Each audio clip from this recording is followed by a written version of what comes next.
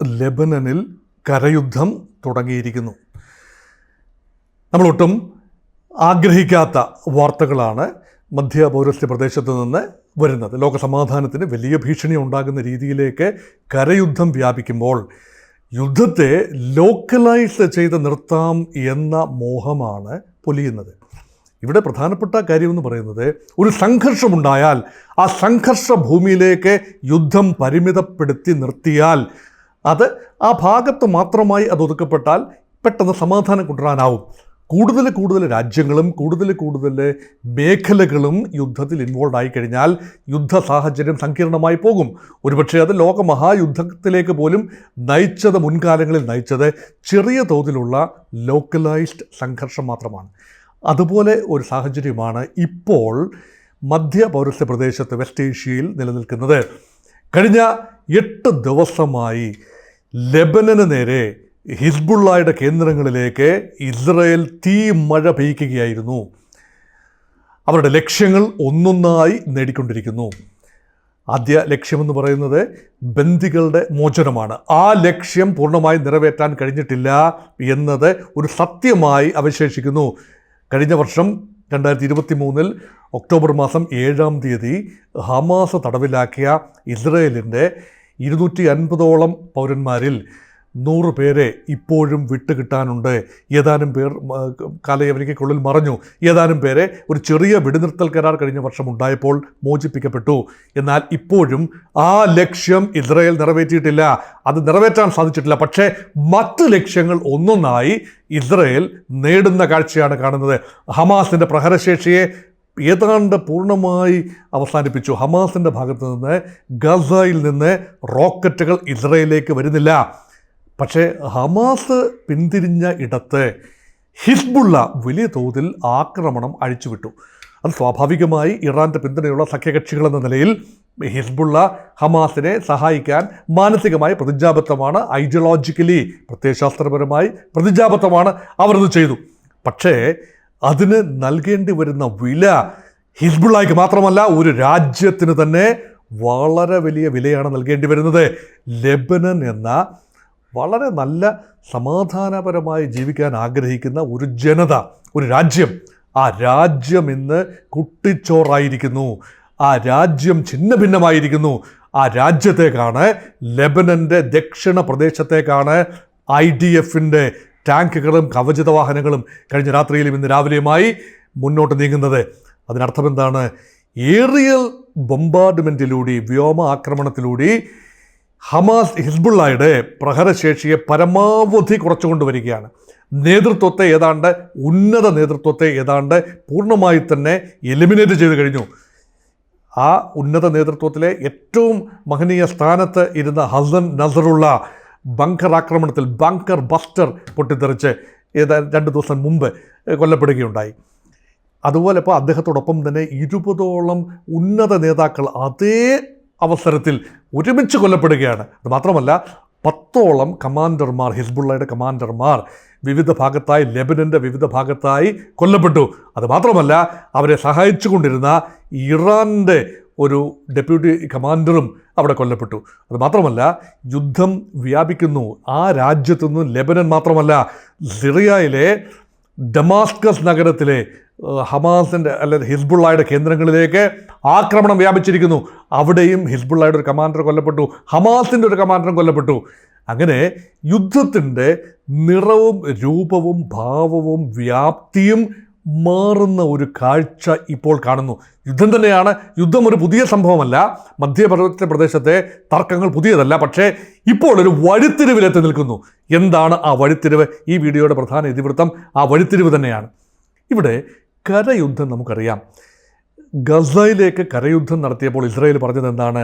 ഞങ്ങൾക്ക് പരിമിതമായ ടാർഗറ്റുകളാണ്, അത് അധികം വൈകില്ല, ഞങ്ങളുടെ ലക്ഷ്യം നേടിക്കഴിഞ്ഞാൽ ആ കരയുദ്ധം അവസാനിപ്പിച്ച് പിൻവാങ്ങും എന്ന ഒരു ധാരണയാണ് അന്നുണ്ടായത്. പക്ഷേ ഏതാണ്ട് 1 വർഷം പൂർത്തിയാക്കുന്നു. 1 വർഷമായിട്ടും പൂർണ്ണമായി ആ കരയുദ്ധം അവസാനിപ്പിക്കാൻ കഴിഞ്ഞിട്ടില്ല. ഇസ്രായേൽ ലക്ഷ്യങ്ങൾ പൂർണ്ണമായി നേടാൻ കഴിഞ്ഞിട്ടില്ല. ഒരുപക്ഷെ ഗാസ ഒരു ശവപ്പറമ്പായി മാറിയിരിക്കുന്നു. 43,000-ത്തിലധികം ജീവനുകൾ പൊലിഞ്ഞിരിക്കുന്നു. അതിലേറെയും സ്ത്രീകളും കുട്ടികളുമാണ്. മാത്രമല്ല ഇസ്രായേലിൻ്റെ ക്ലെയിം അനുസരിച്ച് 17,000-ഓളം ഹമാസ് പോരാളികൾ വധിക്കപ്പെട്ടിരിക്കുന്നു എന്ന് ഇസ്രായേൽ ക്ലെയിം ചെയ്തിരിക്കുന്നു. ഏതാണ്ട് 10,000 പേരെങ്കിലും വധിക്കപ്പെട്ടിരിക്കാനുള്ള സാധ്യതയുമുണ്ട്. എന്നാൽ 1,00,000-ലധികം പേര് അംഗഭംഗം വന്നും പരിക്കേറ്റും എല്ലാം ആശുപത്രികളിലാണ്, ചികിത്സയിലാണ്. അതുമാത്രമല്ല 23 ലക്ഷം ജനങ്ങൾ വസിക്കുന്ന, ലോകത്തെ തുറന്ന ജയിലെന്നറിയപ്പെടുന്ന, ലോകത്തെ ഏറ്റവും അധികം ജനസാന്ദ്രതയുള്ള ആ ഒരു പ്രദേശം, ഗാസ പ്രദേശം, ഇന്ന് ഒന്നിനും കൊള്ളാത്ത ഭൂമിയായി മാറിയിരിക്കുന്നു. അത് ദുഃഖങ്ങളും ആകുലതകളും മാത്രം തളം കെട്ടി നിൽക്കുന്ന ഒരു വല്ലാത്ത ഒരു ഭൂമിയായി ആ ഭാഗം മാറിയിരിക്കുന്നു. അതേ ഗതി തന്നെയാണോ ഇപ്പോൾ ഇനി ലെബനനും വരാൻ പോകുന്നത് എന്നാണ് നമ്മളിപ്പോൾ പരിശോധിക്കാൻ പോകുന്നത്. നോക്കൂ, ലെബനൻ്റെ ഉള്ളിലേക്ക് കടന്ന് നമുക്കൊന്ന് പരിശോധിക്കാം, ഒരു വിഹക വീക്ഷണം നടത്താം.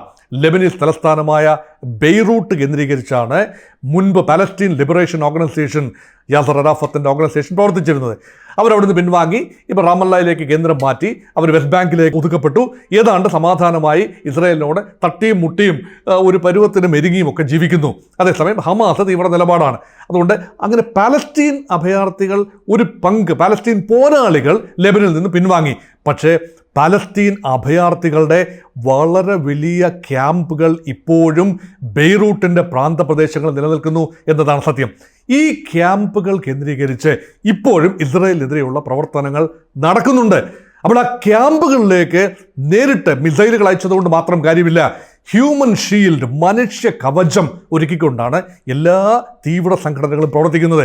അതുകൊണ്ട് ഒരു നല്ലപോലെ പ്രവർത്തിക്കുന്ന മാർക്കറ്റുകൾ, അവിടെ ഒരുപാട് ആളുകൾ ഒത്തുകൂടുന്ന സ്ഥലങ്ങളാണ്, പാർപ്പിട സമുച്ചയങ്ങൾ, കോളനികൾ, റെസിഡൻഷ്യൽ കോളനികൾ, ഇവിടെ എല്ലാം ഹ്യൂമൻ സാന്നിധ്യം കൂടുതലാണ്. ഈ ഹ്യൂമൻ ബീയിങ്സിനെ ഷീൽഡായി, പരിചയമായി, കവചമായി കണ്ടുകൊണ്ടാണ്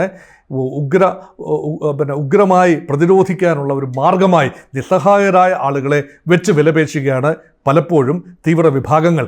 ഇത് തന്നെയാണ് അഭയാർത്ഥി ക്യാമ്പുകളിലും സംഭവിക്കുന്നത്. ഇപ്പോൾ റോക്കറ്റുകൾ അഭയാർത്ഥി ക്യാമ്പിൽ പതിച്ചു, അനേക അഭയാർത്ഥികൾ കൊല്ലപ്പെട്ടു എന്ന് കേൾക്കുമ്പോൾ ആ അഭയാർത്ഥി ക്യാമ്പുകളുടെയും ആശുപത്രികളുടെയും സ്കൂൾ കെട്ടിടങ്ങളുടെയും എല്ലാം ഉള്ളിൽ പലപ്പോഴും എൻട്രൻസുകളാണ്, തുരങ്കങ്ങളിലേക്കുള്ള മുഖങ്ങളാണ്. തുരങ്കങ്ങളുടെ എൻട്രൻസ് ലൊക്കേറ്റ് ചെയ്യുന്നത് പലപ്പോഴും ഇതുപോലെയുള്ള ആശുപത്രികൾ, സ്കൂൾ കെട്ടിടങ്ങൾ, സർക്കാർ ഓഫീസുകൾ, പൊതു ഇടങ്ങൾ എന്നിവയൊക്കെ തന്നെയാണ്. അവിടെ ആക്രമണ വിധേയമാകുക എന്ന് പറഞ്ഞാൽ വളരെ വലിയ കാഷ്വാലിറ്റിയാണ് ഉണ്ടാകുക. ഹമാസ് ഗസയിൽ ചെയ്തതുപോലെ തന്നെ ഹിസ്ബുള്ള വലിയ നെറ്റ്വർക്ക് ഓഫ് ടണൽസ്, തുരങ്കങ്ങൾ ലെബനൻ്റെ മണ്ണിൽ കുഴിച്ചിട്ടുണ്ട്. ആ തുരങ്കങ്ങളിൽ ഇരുന്നു കൊണ്ട് യുദ്ധം നയിക്കുമ്പോൾ അവരെ ഉപരിതലത്തിൽ നിന്നുകൊണ്ട്, ആകാശത്ത് നിന്നുകൊണ്ട് ടാർഗറ്റ് ചെയ്യാൻ ബുദ്ധിമുട്ടാണ്.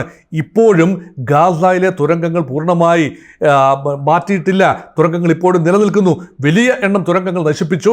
അതിനുള്ള വീഡിയോ ഫുട്ടേജുകളൊക്കെ നമ്മൾ കണ്ടതുമാണ്. എന്നാൽ ഇനിയും കണ്ടെത്തിയിട്ടില്ലാത്ത, ഇനിയും നശിപ്പിച്ചിട്ടില്ലാത്ത അനേക തുരങ്കങ്ങൾ ഗാസയിൽ ശേഷിക്കുന്നു. അതിനേക്കാൾ കൂടുതലായിരിക്കാം, എണ്ണത്തിലും വ്യാപ്തിയിലും കൂടുതലായിരിക്കാം ഹിസ്ബുള്ള കുഴിച്ചു വെച്ച തുരങ്കങ്ങൾ. അതിനുള്ള കാരണമെന്ന് പറയുന്നത്, ഈ ഹിസ്ബുള്ളയും ഹമാസിനെയും ഒന്ന് ചെറിയ തോതിൽ കമ്പയർ ചെയ്ത് കഴിഞ്ഞാൽ ഹിസ്ബുള്ള കുറച്ചുകൂടി ശക്തമാണ്. ഹമാസിനേക്കാൾ ശക്തിയുള്ള ഒരു സംഘടനയാണ്, കുറച്ചുകൂടി കെട്ടുറപ്പുള്ള സംവിധാനമാണ്. ലോകത്തെ തന്നെ ഏറ്റവും ശക്തമായ സായുധ മിലിഷ്യ എന്നറിയപ്പെടുന്നത് ഇന്ന് ഏതാണ്ട് 100,000-ഓളം സൈനികരുണ്ട്, അല്ലെങ്കിൽ പോരാളികളുണ്ട് എന്ന് ക്ലെയിം ചെയ്യപ്പെടുന്ന ഹിസ്ബുള്ളയാണ്. 1,20,000-ഓളം മിസൈലുകളും റോക്കറ്റുകളും അവരുടെ കൈവശമുണ്ട്. അതിലേറെയും അവർ ഉപയോഗിച്ചു കഴിഞ്ഞു. ഒരു നല്ല ഭാഗം ബങ്കറുകളിൽ ഉറങ്ങുന്നു. അതുമാത്രമല്ല, ഹിസ്ബുള്ളയുടെ ആയുധ ശേഖരം പലയിടത്തായി ഒളിപ്പിച്ചു വെച്ചിരിക്കുകയാണ്. അത് ഇസ്രായേലിനെ സംബന്ധിച്ചിടത്തോളം ഭാവിയിലും സുരക്ഷാ ഭീഷണി നേരിടും. ഇപ്പോൾ യുദ്ധം ഒരുപക്ഷെ നിന്നേക്കാം, വെടിനിർത്തൽ വന്നേക്കാം, ചെറിയ സമാധാന കരാർ ഉണ്ടായേക്കാം. പക്ഷേ ആ ആയുധങ്ങൾ നിലനിൽക്കുന്നിടത്തോളം കാലം, ആയുധങ്ങളുടെ സപ്ലൈ ചെയിൻ മുറിയാത്തിടത്തോളം കാലം, ആയുധങ്ങളുടെ കലവറകൾ ഒളിച്ചു വയ്ക്കപ്പെടത്തോളം കാലം ഇസ്രായേലിന് സുരക്ഷാ ഭീഷണിയുണ്ട്. ആ സുരക്ഷാ ഭീഷണി അവസാനിപ്പിക്കുന്നതിൻ്റെ ഭാഗമായിട്ടായിരിക്കണം ബെയ്റൂട്ടിൽ മാത്രമല്ല ഡമാസ്കസിലേക്കും ആക്രമണം വ്യാപിക്കുന്നു. എന്താണ് ഡമാസ്കസ്?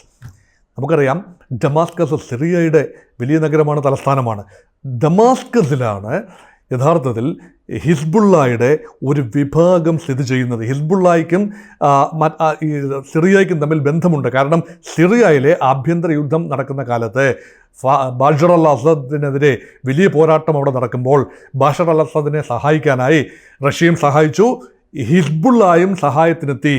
അങ്ങനെ ഇവർ തമ്മിലുള്ള ഒരു ബന്ധം നമുക്ക് തള്ളിക്കളയാനാവില്ല. അതുകൊണ്ട് ഹിസ്ബുള്ള ലെബനിൽ നിന്നും പിൻവാങ്ങിയാൽ എത്താനിടയുള്ള സ്ഥലമെന്ന് പറയുന്നത് സിറിയൻ നഗരങ്ങളാണ്. ഡമാസ്കോസ് ഉൾപ്പെടെയുള്ള സിറിയൻ നഗരങ്ങളാണ്. അതുകൊണ്ടാണ് ഒരു പ്രീ എംപ്റ്റീവ് സ്ട്രൈക്ക് എന്ന നിലയിൽ ഇസ്രയേലി എയർഫോഴ്സ് അവിടെ സ്ട്രൈക്ക് ചെയ്തിരിക്കുകയാണ്. കഴിഞ്ഞ ദിവസം വരുന്ന വാർത്തകളെന്ന് പറഞ്ഞാൽ ഡമാസ്കസിൽ ഇസ്രയേലി ആക്രമണം ഉണ്ടായിരിക്കുന്നു. അവിടെ തീർച്ചയായിട്ടും അവിടെ ചോര ചിന്തിയിരിക്കുന്നു. യഥാർത്ഥത്തിൽ യുദ്ധം സിറിയയിലേക്ക് വ്യാപിക്കുകയാണ്. സിറിയ എന്ന രാജ്യം ഔപചാരികമായി യുദ്ധത്തിൽ ഏർപ്പെട്ടിട്ടില്ല. പക്ഷേ സിറിയയിലുള്ള ഷിയ മിലിഷ്യകളുണ്ട്. അതുപോലെ തന്നെ ഇറാഖിലും ഇറാൻ പിന്തുണയ്ക്കുന്ന ഷിയ മിലിഷ്യകളുണ്ട്. ആ മിലിഷ്യകൾ മാത്രമാണ് ഇപ്പോൾ യുദ്ധത്തിൽ ഏർപ്പെട്ടിരിക്കുന്നത്. ഈ മിലിഷ്യകളെ ഒന്നാകെ നശിപ്പിക്കാനുള്ള ഒരു ദൃഢനിശ്ചയവുമായിട്ടാണ് ഇപ്പോൾ ഇസ്രായേൽ പോകുന്നത് എന്ന് തോന്നുന്നു. അത് മാത്രമല്ല, കുറച്ച് തെക്ക് ഹൂതികൾ, അതായത് യമൻ എന്ന രാജ്യത്തെ ഒരു ചെങ്കടലിലേക്ക് പ്രവേശിക്കുന്ന, അറബിക്കടലിൽ നിന്നും ചെങ്കടലിലേക്ക് പ്രവേശിക്കുന്ന ആ പ്രവേശന കവാടം നിയന്ത്രിക്കുന്ന ആ പ്രദേശത്തിൻ്റെ മുഴുവൻ, ചെങ്കടലിൻ്റെ മേഖല മുഴുവൻ തന്നെ ഒരു പരിധിവരെ നിയന്ത്രിച്ചു കൊണ്ടിരിക്കുന്ന ഇറാൻ അനുകൂല സായുധ മിലിഷ്യയായ ഹൂതി വിമതർ, അവർ തീർച്ചയായും ഇസ്രായേലിനെതിരെ തിരിഞ്ഞിരിക്കുന്നു. ഇസ്രായേലിനെതിരെ വ്യോമാക്രമണം നടന്നു, മിസൈൽ ആക്രമണം നടന്നു. അതിനെതിരെ കഴിഞ്ഞ ദിവസം ഹൂതി കേന്ദ്രങ്ങളിൽ ആക്രമണം നടന്നു. നാല് ഹൂതികൾ അവിടെ കൊല്ലപ്പെട്ടു എന്നാണ് വാർത്തകൾ. അതുകൊണ്ട് ഇസ്രായേൽ മൾട്ടിപ്പിൾ വാർ ഫ്രണ്ട് തുറക്കുന്ന കാഴ്ചയാണ് കാണുന്നത്. പുതിയ പോർമുഖങ്ങൾ, ഇപ്പോൾ മിനിമം 4 പോർമുഖങ്ങൾ അവിടെ കാണാം. ആദ്യമുണ്ടായിരുന്നത് ഹമാസിനെതിരെ ഗസയിൽ, പിന്നീട് ഹിസ്ബുള്ളയ്ക്കെതിരെ ലെബനനിൽ, ഇപ്പോൾ ഹിസ്ബുള്ളയ്ക്കും ലെബനീസ് സിറിയൻ തീവ്രവാദികൾക്കുമെതിരെ ഡമാസ്കസിൽ, അതുപോലെ ഇപ്പോൾ യമനിലും. അപ്പം 4 സംഘങ്ങളോട് ഒരേ സമയം ഏറ്റുമുട്ടി നിൽക്കുന്ന ഇസ്രായേലിനെ കാണുന്നു. ഇസ്രായേൽ സംബന്ധിച്ചിടത്തോളം ഗസ എന്നത് ഏതാണ്ട് നിയന്ത്രണത്തിലായി. അവിടെ നിന്നൊരു ആക്രമണം ഇനിയും പ്രതീക്ഷിക്കുന്നില്ല. അത് മാത്രമല്ല, ഗസയിലേക്ക് ഇനി ഒരു കാരണവശാലും ഉടനടി പണവും ആയുധങ്ങളും എത്താനുള്ള സാഹചര്യമില്ല. എന്നാൽ അതല്ല ലെബനൻ്റെ അവസ്ഥ. ഇപ്പോൾ നമ്മൾ സംസാരിച്ചു കൊണ്ടിരിക്കുന്നത് ഇപ്പോൾ കരയാക്രമണം നടന്നുകൊണ്ടിരിക്കുന്ന ലെബനനിലെ സാഹചര്യമാണ്. ലെബനനിലേക്ക് പല വഴി ആയുധങ്ങളെത്താം. പ്രധാനമായ സ്രോതസ്സ് കരവഴി തന്നെയാണ്. കരവഴി എത്തുന്നത് സിറിയയിൽ നിന്നാണ്. കരമാർഗം ലെബനിലേക്ക് ഈസിയായി പ്രവേശിക്കാം. അവർ സുഹൃത്ത് രാജ്യങ്ങളാണ്. അതല്ല എങ്കിൽ മെഡിറ്ററേനിയൻ കടലിലൂടെ ആ മെഡിറ്ററേനിയൻ കടലിൽ തീരപ്രദേശങ്ങളുണ്ട്. ലെബനൻ്റെ തീരപ്രദേശങ്ങൾ കേന്ദ്രീകരിച്ച് കപ്പൽ വഴി കടത്താനാവും.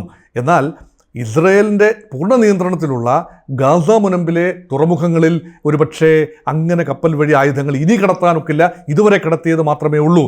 അതുമാത്രമല്ല, എയർഫോഴ്സ് വഴി ലെബനീസ് തലസ്ഥാനമായ ബെയ്റൂട്ടിലെ വിമാനത്താവളങ്ങളിലേക്ക് വിമാനങ്ങൾ, കാർഗോ വിമാനങ്ങളിലൂടെ ഇറാനിൽ നിന്നും വളരെ വലിയ തോതിൽ ആയുധങ്ങൾ എത്തിയതായി ഇസ്രായേൽ സംശയിച്ചതുകൊണ്ടാണ് ഇപ്പോൾ എയർപോർട്ടുകളെ ടാർഗറ്റ് ചെയ്യുന്നത്. എയർപോർട്ടിൽ ഇസ്രായേലിൻ്റെ നിരീക്ഷണം അതിശക്തമാണ്, ബെയ്റൂട്ട് എയർപോർട്ടിൽ. അതുകൊണ്ട് വ്യോമമാർഗമുള്ള ഒരുപക്ഷെ സപ്ലൈ അവസാനിച്ചിരിക്കുന്നു, അല്ലെങ്കിൽ താൽക്കാലികമായി അവസാനിച്ചിരിക്കുന്നു. എങ്കിലും ഞാൻ പറഞ്ഞു വരുന്നത്, ഹിസ്ബുള്ളയ്ക്ക് ആയുധങ്ങൾ ഇപ്പോഴുമുണ്ട്. ടോപ്പ് ലീഡർഷിപ്പ് പോയി. അവരുടെ കമ്മ്യൂണിക്കേഷൻ നെറ്റ്വർക്ക് താറുമാറായി. അല്ലെങ്കിൽ കമ്മ്യൂണിക്കേഷൻ നെറ്റ്വർക്കിലേക്ക്, പേജറുകളിലേക്ക്, മൊബൈൽ ഫോണിലേക്ക്, കമ്മ്യൂണിക്കേഷൻ ഉപാധികളിലേക്ക് ഇസ്രായേലിൻ്റെ മൊസാദ് ഇരച്ചു കയറി. അതുകൊണ്ട് വെറുതെ ഫോൺ എടുത്ത് വിളിക്കാവുന്നൊരു നിലയിലല്ല ഹിസ്ബുള്ളയുടെ പോരാളികൾ. അവർ തമ്മിലുള്ള സംഭാഷണങ്ങളെല്ലാം തന്നെ ഇസ്രായേലിൻ്റെ കൈകളിൽ എത്താനുള്ള സാധ്യതയുണ്ട്. അതുമാത്രമല്ല, ഇറാനാണ് സഹായിച്ചുകൊണ്ടിരിക്കുന്നത്. ഇറാനുമായി സംസാരിക്കാനുള്ള നെറ്റ്വർക്ക് നഷ്ടപ്പെട്ടിരിക്കുന്നു. ഇറാൻ്റെ ഫോണുകളിലും ഇറാൻ്റെ കമ്മ്യൂണിക്കേഷൻ ശൃംഖലകളിലും ഇസ്രായേൽ ചാരന്മാർ നുഴഞ്ഞു കയറിയിട്ടുണ്ട്. അതുകൊണ്ട് അത്ര എളുപ്പം കോർഡിനേഷൻ സാധ്യമാവില്ല. അതുകൊണ്ടാണ് ഹിസ്ബുള്ളയ്ക്ക് ഇപ്പോഴും ആയുധബലമുണ്ട്, അംഗസംഖ്യയുണ്ട്, ഉന്നത നേതൃത്വം നഷ്ടപ്പെട്ടിരിക്കുന്നു, അതുപോലെ കമ്മ്യൂണിക്കേഷൻ സംവിധാനങ്ങൾ നഷ്ടപ്പെട്ടിരിക്കുന്നു. അതുകൊണ്ടാണ് ഇപ്പോൾ കരയുദ്ധം അതിനുള്ള സമയമായി. എപ്പോഴും കരയുദ്ധം എപ്പോഴാണ് നടക്കുന്നത്? വ്യോമ ആക്രമണങ്ങളിലൂടെ ശത്രുവിൻ്റെ പ്രധാനപ്പെട്ട സാങ്കേതികവിദ്യയും അവരുടെ ഏറിയൽ സർവെയിലൻസ് സംവിധാനങ്ങളും തകർത്തതിന് ശേഷം ആൻറ്റി മിസൈൽ സംവിധാനങ്ങൾ തകർക്കണം, അതുപോലെ അവരുടെ പ്രധാനപ്പെട്ട ആയുധപ്പുരകൾ തകർക്കണം, അവരുടെ റോഡുകൾ, പാലങ്ങൾ, അങ്ങനെയുള്ള നെറ്റ്വർക്കുകൾ വ്യോമാക്രമണത്തിലൂടെ തടഞ്ഞതിന് ശേഷം അവരുടെ സൈന്യത്തിന് കരയിലൂടെ സഞ്ചരിക്കാനാവാത്ത വിധത്തിൽ എത്തിച്ചതിന് ശേഷം കായികമായി, സൈനികമായി കരയുദ്ധം തുടങ്ങിയാണ്. ഇത് തന്നെയാണ് ഹമാസിൻ്റെ കേസിൽ ഗസയിൽ നടന്നത്. അതിന് സമാനമായ രീതിയിൽ തന്നെയാണ് ഇപ്പോൾ ഹിസ്ബുള്ളയ്ക്കെതിരെയുള്ള കരയുദ്ധം. ഇപ്പോൾ ഇസ്രയേൽ പറയുന്നത് ഞങ്ങൾ പരിമിതമായ തോതിലുള്ള ലക്ഷ്യങ്ങൾ മാത്രമാണ്, തെക്കൻ ലെബനൻ മോചിപ്പിക്കണം, തെക്കൻ ലെബനനിലെ വലിയ തോതിലുള്ള മിസൈൽ ലോഞ്ചറുകൾ നശിപ്പിക്കണം, അവരുടെ ഹൈഡൗട്ടുകൾ, ഹിസ്ബുള്ളയുടെ ഹൈഡൗട്ടുകൾ, രഹസ്യ താവളങ്ങൾ നശിപ്പിക്കണം. അത് വ്യോമാക്രമണത്തിലൂടെ സാധിക്കില്ല, കരയാക്രമണത്തിലൂടെ മാത്രമേ സാധിക്കൂ, അതിനുവേണ്ടിയാണ് ഞങ്ങൾ കയറുന്നത്. ഇങ്ങനെയൊക്കെ പറഞ്ഞു തന്നെയാണ് ഗസയിലേക്കും കടന്നു വരുന്നത്. ഒരു യുദ്ധം, കരയുദ്ധം തുടങ്ങിക്കഴിഞ്ഞാൽ പെട്ടെന്ന് നിർത്താനാവില്ല. ഏക സമാശ്വാസം എന്ന് പറയുന്നത് ഒരു പതിറ്റാണ്ട് മുമ്പ് 2006 കൃത്യമായി പറഞ്ഞാൽ 2 പതിറ്റാണ്ടോളം മുമ്പ് 2006 ഇങ്ങനെ ഒരു കരയുദ്ധമുണ്ടായി. അതാണ് അവസാനത്തെ കരയുദ്ധം. 2 കരയുദ്ധങ്ങൾ മുൻപുണ്ടായി.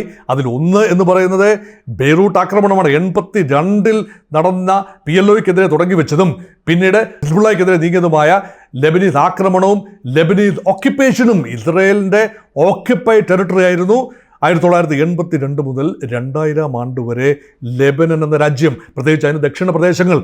അപ്പോൾ ഇസ്രയേലി സൈന്യത്തോട് അതിഘോരമായി പോരടിച്ച് നിന്നുകൊണ്ടാണ് ഹിസ്ബുള്ള വളർന്നത്. പക്ഷേ 2000 ഇസ്രയേൽ അവിടെ നിന്ന് പിൻവാങ്ങി. അങ്ങനെ ആ കരയുദ്ധം അവസാനിക്കുന്നു. രണ്ടാമത്തെ പ്രാവശ്യം ഒരു ചെറിയ 34 ദിവസം മാത്രം നീണ്ടു നിൽക്കുന്ന ഒരു ഇസ്രയേലി അധിനിവേശമുണ്ടായി തെക്കൻ ലെബനനിൽ. ലെബനൻ മുഴുവൻ ബെയ്റൂട്ട് വരെ അതെത്തി.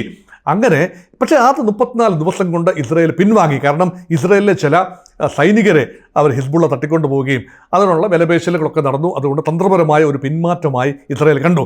അത് വളരെ വലിയ മുറിവാണ് ഇസ്രയേലിനെ ഏൽപ്പിച്ചത്. കാരണം ഒരു യുദ്ധത്തിൽ ഇസ്രയേൽ പരാജയപ്പെടുന്നു. ഇത് പരാജയമല്ല എങ്കിൽ പോലും ഉദ്ദേശിച്ച ലക്ഷ്യങ്ങൾ 2006 നേടിയെടുക്കാൻ കഴിഞ്ഞിട്ടില്ല. എന്നാൽ ഇതാ 2024 ഹമാസിനെ മാത്രമല്ല ഹിസ്ബുള്ളയെ കൂടി എലിമിനേറ്റ് ചെയ്തുകൊണ്ട് പ്രഖ്യാപിത ലക്ഷ്യത്തോടെ ഒരു പടി കൂടി അടുക്കുകയാണ്. ഇറാൻ ഉടനെ സഹായത്തിന് വരാനുള്ള സാധ്യതയില്ല എന്ന കണക്കുകൂട്ടലിൽ, ഇതൊക്കെ കണക്കുകൂട്ടലുകളാണ്, നാളെ എന്താണ് സംഭവിക്കാൻ പോകുന്നത് എന്ന് എന്നെ കേൾക്കുന്ന പ്രേക്ഷകർക്കോ എനിക്കോ ആർക്കും തന്നെ സൂചിപ്പിക്കാനാവില്ല. ഈ ഉത്തരവിടുന്നവർക്ക് പോലും അറിയില്ല യുദ്ധത്തിൻ്റെ ഗതി എങ്ങോട്ട് തിരിയുമെന്ന്. പക്ഷേ ഇന്നത്തെ കാര്യങ്ങൾ വെച്ച് മാത്രമേ വിലയിരുത്താനാവൂ. അതുകൊണ്ടാണ് ഇപ്പോൾ നടന്നുകൊണ്ടിരിക്കുന്ന ലെബനനിലെ ആക്രമണം, കരയുദ്ധം അത് വ്യാപിക്കാതിരിക്കട്ടെ. ഇസ്രയേൽ അധികകാലം ഓക്യുപ്പൈഡ് സ്റ്റേറ്റസിൽ ലെബനനെ വെക്കാതിരിക്കട്ടെ. ഇസ്രയേലിന് മേധാവിത്വമുണ്ട്, ഇസ്രയേലിന് മുൻതൂക്കമുണ്ട്, ആയുധബലമുണ്ട്, സാങ്കേതിക വിദ്യയുണ്ട്, അമേരിക്കയുടെ പിൻബലമുണ്ട്. എല്ലാ കാര്യങ്ങളും ഇസ്രയേൽ അനുകൂലമാണ് പ്രകടമായി. പക്ഷേ ശാശ്വതമായ സമാധാനം ഉണ്ടാകണമെങ്കിൽ ഒരു നിലപാട് കൂടി പറഞ്ഞു വെക്കട്ടെ. എൻ്റെ നിലപാട് എപ്പോഴും ഞാൻ എല്ലാ വീഡിയോകളിലും പറയുന്ന നിലപാടാണ്. അത് കേൾക്കുന്ന ആളുകൾ ഒരുപക്ഷെ വിചാരിക്കും ഇസ്രായേൽ അനുകൂലമോ പാലസ്തീൻ അനുകൂലമോ ആയ ഒരു മനോഭാവത്തിൽ നിന്നുകൊണ്ട് കാര്യങ്ങൾ മനസ്സിലാക്കാൻ നമുക്കാവില്ല. നിഷ്പക്ഷമായി കാര്യങ്ങൾ മനസ്സിലാക്കുമ്പോൾ നമുക്ക് മനസ്സിലാകും സ്വതന്ത്ര പലസ്തീൻ ഒരു ആവശ്യമാണ്. അതേപോലെ തന്നെ സ്വതന്ത്ര പരമാധികാര ഇസ്രയേലിനെ ജീവിക്കാൻ അനുവദിക്കണം. ഇസ്രയേൽ എന്നതിന് അസ്തിത്വമുണ്ടാകണം. ഇസ്രയേലിനെതിരെയുള്ള ആക്രമണങ്ങൾ നിർത്തിവെക്കണം. അതുപോലെ തന്നെ പലസ്തീൻകാർക്ക് സ്വന്തം രാജ്യമുണ്ടാകണം. ഒരു ദ്വിരാഷ്ട്ര പരിഹാരമല്ലാതെ ശാശ്വതമായ പരിഹാരങ്ങൾ ഉണ്ടാവില്ല. വീണ്ടും ഒരു വെടിനിർത്തൽ ഉണ്ടായേക്കാം. ഇപ്പോൾ എന്തെങ്കിലും കാരണവശാൽ അടുത്ത ആഴ്ചകളിൽ ഒരു വെടിനിർത്തൽ ഉണ്ടായേക്കാം. ഇസ്രായേൽ ഉദ്ദേശിക്കുന്ന ലക്ഷ്യങ്ങൾ, പരിമിതമായ ലക്ഷ്യങ്ങൾ ഇപ്പോൾ നേടിക്കഴിഞ്ഞാൽ ഒരുപക്ഷെ ഏകപക്ഷീയമായി ഇസ്രായേൽ വെടിനിർത്തിയേക്കാം. ഇനി അങ്ങനെ വെടിനിർത്താവുന്ന നിലയിലല്ല ഐക്യരാഷ്ട്ര സംഘടന പറഞ്ഞാലും ഇസ്രായേലിന് മാത്രമായി വെടിനിർത്താനാവില്ലല്ലോ. ഇസ്രായേലിൻ്റെ മറുപക്ഷത്ത് നിൽക്കുന്നത് ഐക്യരാഷ്ട്ര സംഘടനയിൽ അംഗങ്ങളല്ലാത്ത മിലീഷ്യകളാണല്ലോ. രാജ്യങ്ങളോട് മാത്രമേ ഐക്യരാഷ്ട്ര സംഘടനയ്ക്ക് പറയാനാവൂ. ഇപ്പം ഹിസ്ബുള്ളയോടോ ഹമാസിനോടോ വെടിനിർത്താൻ പറഞ്ഞിട്ട് എന്താണ് കാര്യം? ഈ ഐക്യരാഷ്ട്ര സംഘടനയുടെ പ്രമേയങ്ങൾ അംഗീകരിക്കാനോ അതനുസരിച്ച് നീങ്ങാനോ ഇവരാരും ബാധ്യസ്ഥരല്ലോ.